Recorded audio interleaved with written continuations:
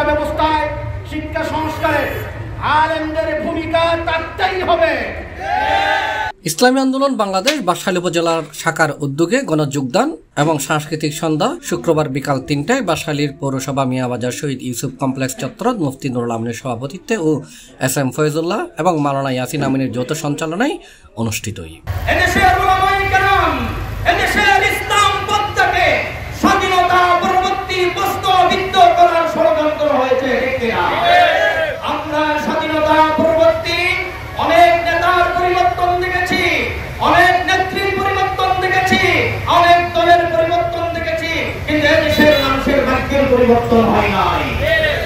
এতে প্রধান অতিথি হিসেবে উপস্থিত আছেন ইসলামী আন্দোলন বাংলাদেশের আন্তর্জাতিক বিষয় সম্পাদক ডাক্তার বেলাল নূর আজিজ। আমন্ত্রিত অতিথি হিসেবে উপস্থিত আছেন ইসলামী আন্দোলন বাংলাদেশ চট্টগ্রাম দক্ষিণ জেলার উপদেষ্টা আল্লামা হাফেজ ফরিদ আহমদ আনসারী, ইসলামী আন্দোলন চট্টগ্রাম দক্ষিণ জেলার সভাপতি মাওলানা সগীর আহমদ চৌধুরী, ইসলামী আন্দোলন বাংলাদেশ চট্টগ্রাম দক্ষিণ জেলার সাধারণ সম্পাদক এস.এম. রুহুল্লাহ, মাওলানা ওসমান গনি, মাওলানা মুবারক, কলিমুল্লাহ, দুবাই প্রবাসী রাজা আল করিম সহ বৈষম্য বিরোধী ছাত্র আন্দোলনত অংশ লইনে সৌদি আরবের রেমিটেন্স যোদ্ধা এবং জাল হাজত জুলুমুর এবং হযরত মাওলানা রহমতুল্লাহ, মাওলানা ওমর ফারুক, মাওলানা ইব্রাহিম খলিল, জয়নাল চৌধুরী সহ আরো এছাড়াও বাঁশখালীর প্রত্যেক ইউনিয়ন এবং পৌরসভাতুন আগত ইসলামী আন্দোলন বাংলাদেশ বাঁশখালী উপজেলা শাখার নেতৃবৃন্দ ও কর্মীও উপস্থিত আছেন।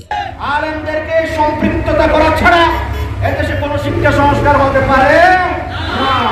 আমরা সেটা মেনে নিব ইনশাআল্লাহ।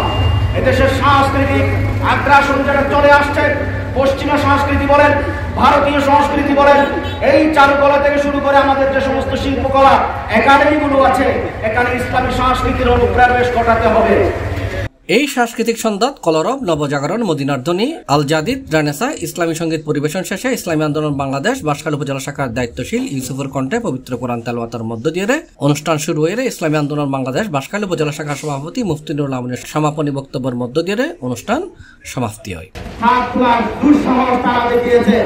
আল্লাহ এই হাত তোলাকে আল্লাহ হয়তো কবুল করেছেন। এই কর্মসূচির মাধ্যমে তাদের প্রথম ঘন্টা এসেছিল, আজকে তাদের প্রথম ঘটিয়ে চলেছে এই দেশের জনগণ। ইসলামী আন্দোলন কি চায়? ইসলামী আন্দোলন চায় এই দেশে ইসলামকে আমরা ক্ষমতায় নিতে চাই। আমাদের মোহতারাম আমির এবং নায়েব আমির ইসলামকে আমরা ক্ষমতায় নিতে চাই। আমরা অনেক বাংলা দেখেছি, আবার একটা ইসলামী বাংলা দেখতে চাই। C+ চট্টগ্রাম।